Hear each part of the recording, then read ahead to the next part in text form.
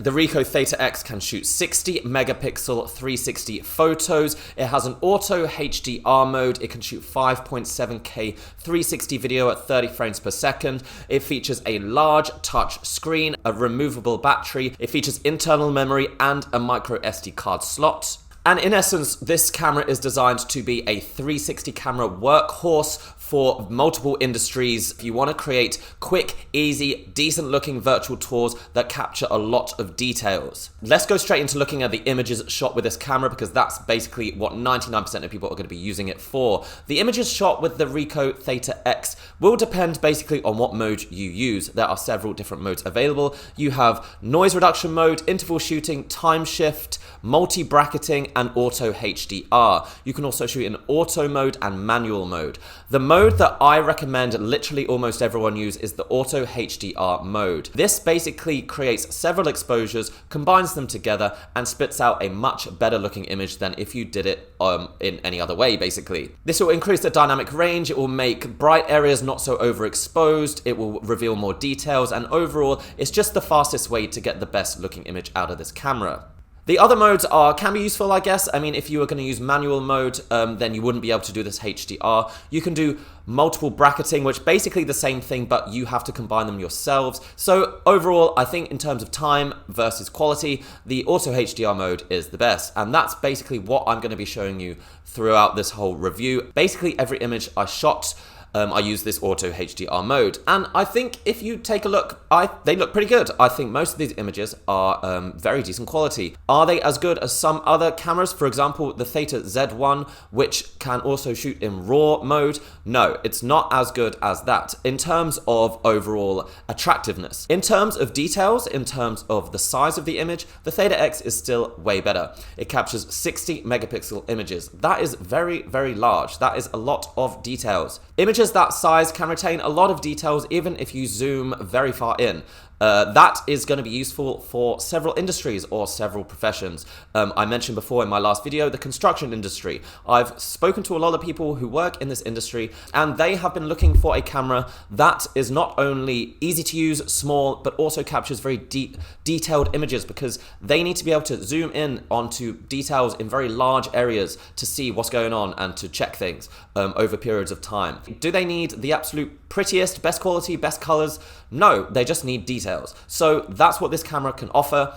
So I think we're going to be seeing a lot of these cameras on construction sites. I think people in the health, education sector, maybe even some real estate for capturing, I guess, larger areas, are going to be using this camera to capture way more details than they've ever have done before, unless you literally were using giant cameras or DSLRs. I have noticed in some lighting conditions the camera can struggle slightly. Definitely in very, very dark conditions it captures quite a lot of noise. It's also not going to be able to handle extremely bright areas where things are overexposed. Even in this auto HDR mode, you're not going to be able to capture as much details on the outside as you would if you had, for example, the capability to shoot in RAW. Those are pretty much the two downsides of this camera compared to the last version, and well, basically what we were expecting.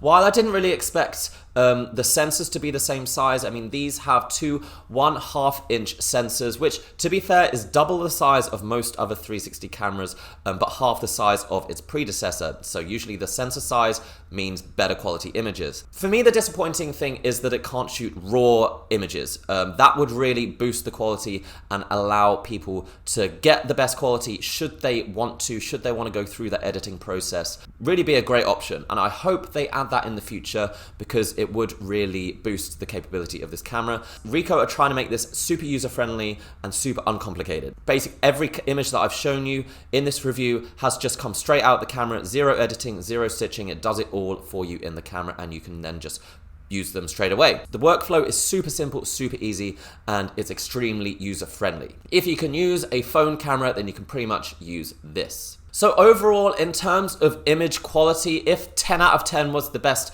360 image I've ever seen in a all-in-one camera, then I would give the Ricoh Theta X a 7 out of 10. Great, but not amazing.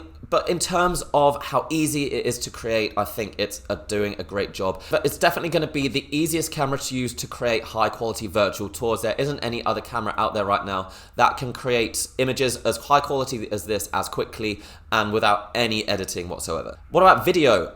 Video quality of this camera is pretty good, actually. 5.7K at 30 frames per second. Using the half-inch sensors in the lenses is actually creating really high quality video compared to other cameras like, for example, the GoPro and Insta360 cameras. They use much smaller sensors. However, this is not a action 360 camera. You're not going to be attaching this to your bike and waving it around and doing all of the stuff that we see these other 360 action cameras doing. It shoots basically the same video, in fact, maybe slightly better quality video overall, but there isn't really any video features in the app or in the camera itself to take advantage of the video. It's really meant to capture video basically staying still, attached to a tripod still, and then capture the environment around you. So what really does impress me about this camera is how, well, I've mentioned it before, but how user-friendly it is.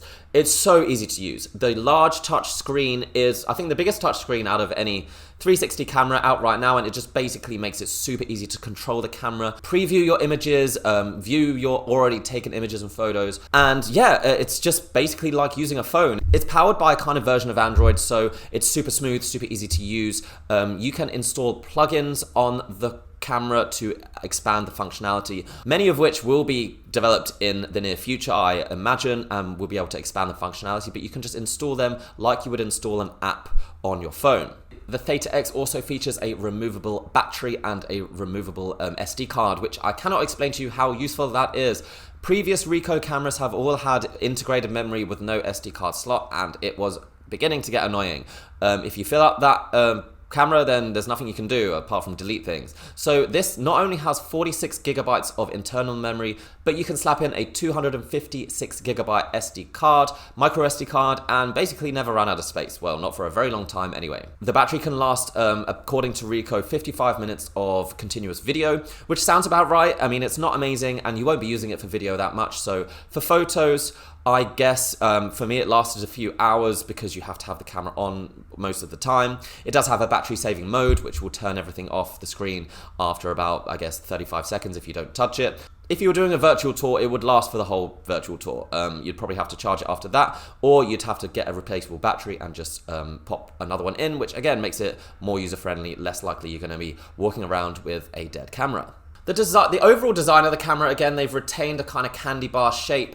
It has a flat edge, so you can just pop it on a table and it's not going to fall over. Once again, you're going to really want to avoid dropping this camera because these lenses are super vulnerable. If you scratch them, the camera is pretty much ruined and you cannot replace them. Well, you'd probably have to send it off to repair. It'd be really expensive, take a really long time. Ricoh does offer a kind of lens cap as an extra, so you may want to consider getting that. I think it'd probably be worth it to get that as well. The camera can live stream in 4K, so if you were looking to live stream 360 stuff, this could be a good option for you, and you can control all of that in the camera itself. So yeah, that's pretty much it, guys. This is not the longest review. I think I prefer to keep things, you know, fairly succinct, but basically, it's a good camera. It's not a leap ahead of the last version. It's definitely designed for a different purpose. Basically, it's good at creating virtual tours. Really, really, really user-friendly. By far the most user-friendly virtual tour camera I have used.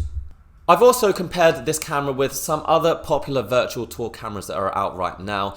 And most of the time, the quality of the Theta X turned out to be either better or second best maybe, but it was always by far the easiest to use and always by far the quickest to create a virtual tour. If you were looking for something that's decent quality, not the best, but probably second best out there, but by far the easiest to use, then the Theta X is going to be for you. If you have no interest in editing or working out how to use programs like Lightroom and Photoshop or what stitching is, if you just wanted a 360 camera that was easy to use as an iPhone, then this is the one for you. But overall, this is a huge upgrade in terms of design, in terms of functionality, and I can see where they're going with it. I would really, really, really hope that they added a RAW capturing mode in the future. So yeah, it's not cheap, but I think it's worth it, and I think it will become the most popular virtual tour camera over the next few years. So yeah, that's what I think, and I'll be using it in the future as well. So stay tuned if you want to hear more updates when they come out for this camera, and some more comparisons I'll be doing soon. And guys, if you want to check out some written comparisons or some side-by-side images, check out my website below. It's in the description, and you'll see all the images that I've shown you here, and some virtual tours that I made as well, using this camera and some others as a comparison. So let me know what you think of this camera in the comments. What features do you want to see in the future, because it can be upgraded, and yeah, let us know. So until next time, I'll see you later. Bye.